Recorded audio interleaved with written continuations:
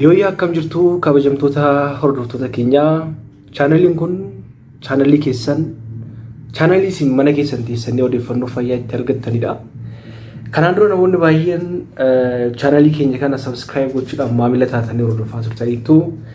Ammas odeeffannoo fayyaa wayita'aa isin biraan ga'uudhaaf guyyaa tokkollee gara boodaatti hin deebine.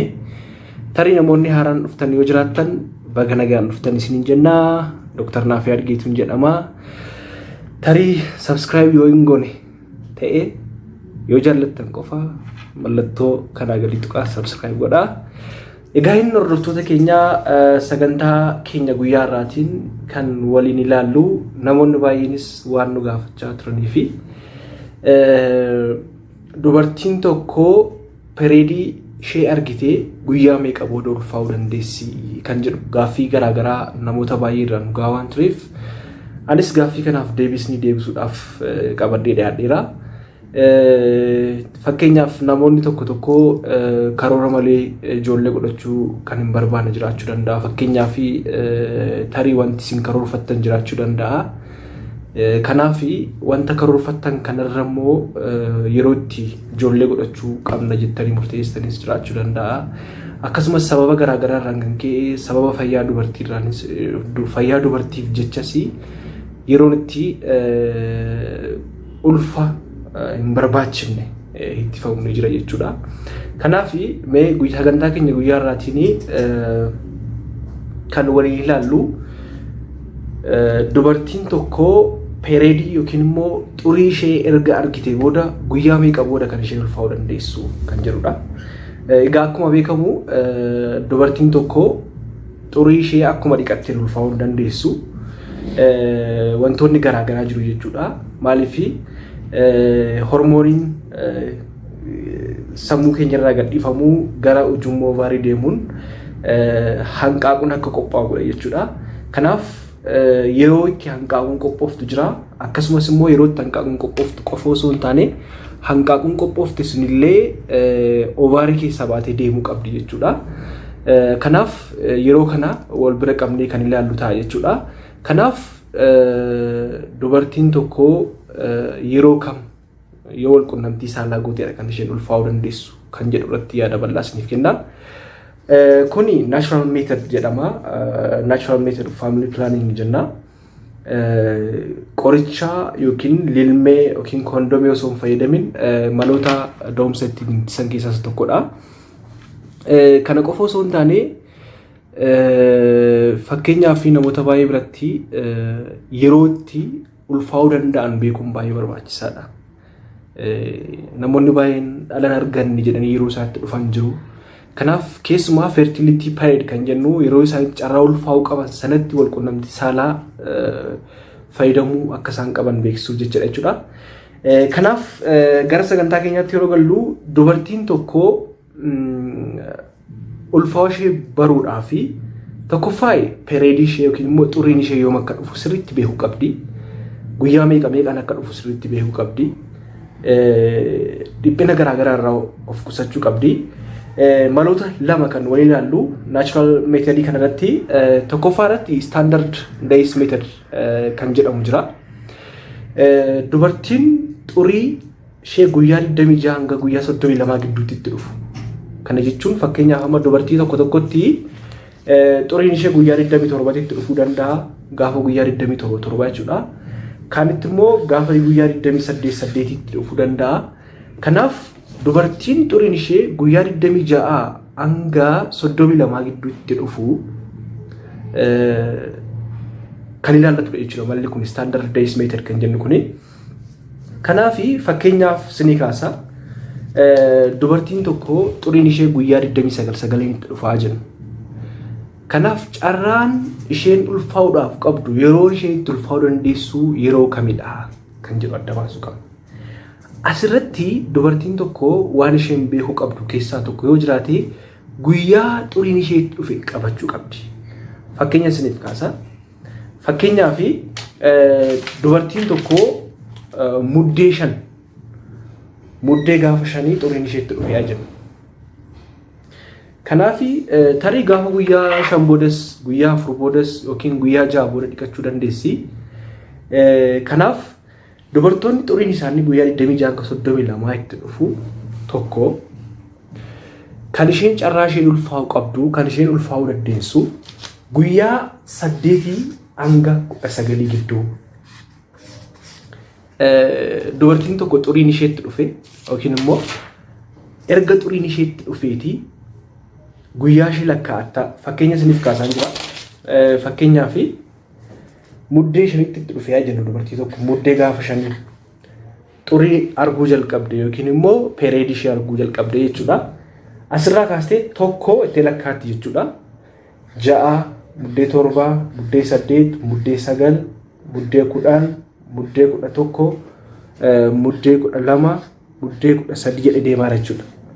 Kana maal gooti dubartiin tokko carraa ulfaa'uu kan isheen qabdu akkaataa mala kanaatiin jechuudha. Guyyaa 8 erga xuriin isheetti dhufe guyyaa 8 hanga guyyaa 19 gidduutti carraa ulfaa'uu qabdi jechuudha.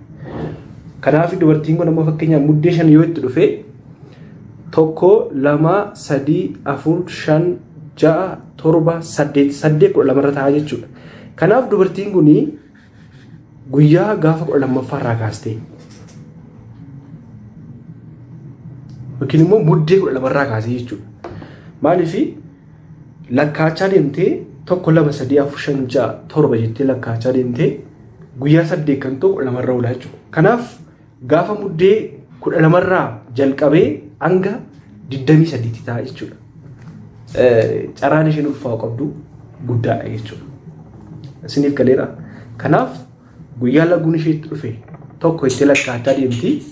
Guyyaa sana fakkeenyaaf har'a yoo itti dhufe har'a takka 2, 3, 4 jechaa deemtee guyyaa 8 fakkeenyaaf hamma dubartiin tokko har'a argitee guyyaa 5 booda yoo irra deeme guyyaa meeqa qabdi jechuudha? Guyyaa 3 qabdi. Guyyaa 3 sana wal qunnamtii saalaa gochuu gootee carraa ulfaa'uun ishee baay'ee dhiphaadha jechuudha. Kanaaf guyyaa 8 hanga 19 gidduu kan jiru kuni guyyaa isheen itti ulfaa'uu dandeessudha jechuudha. Gabaabadhumatti gabaabsee isiniif ibsuudha hammasii. Kanaaf akkuma argaa jirtan dubartiin tokko amma fakkeenyaaf har'a guyyaa meeqadha akka Itoophiyaa keessatti guyyaan har'a tokko miti. Fakkeenyaaf har'a dubartiin kun xuriin ishee har'a itti dhufee jiru yookiin immoo peeredi ishee har'a argite yoo jenne asirraa kaanee lakkoofnaa jechuudha. 2, 3, 4, 5, 6, 7, 8, 9, 10, 11, 12, 13, 14, 15, 16, 17, 18, 19, 20, 21 lakkaachuu dandeessu.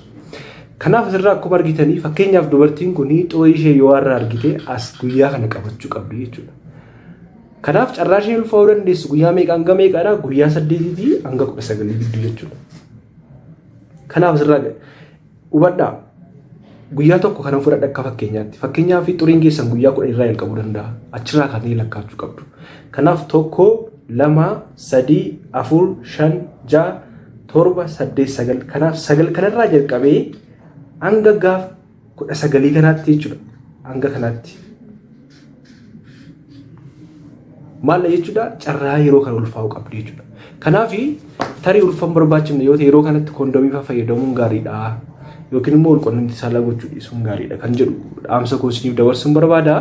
Kun standardized method kan jennu jechuudha. Inni lammaffaarra jiru calendar written method kan jennu jira.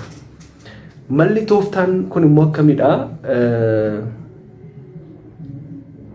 Dubartiin tokko laguu ishee guyyaa ji'a 6 baatii 6 record gootee yookiin immoo galmeessitee kaa'uu qabdi jechuudha asirratti. Laguu ishee baatii 6 galmeessitee kaa'uun xiqqoo ulfaachuu danda'a. Kun malli kun baay'ee cimaadha. Yaa'u xiqqoo isinitti ulfaachuu danda'a jechuudha. Kanaaf maal jechuu barbaadeni baatii 6 record gootee kaa'achuu qabdi jechuudha. Fakkeenyaaf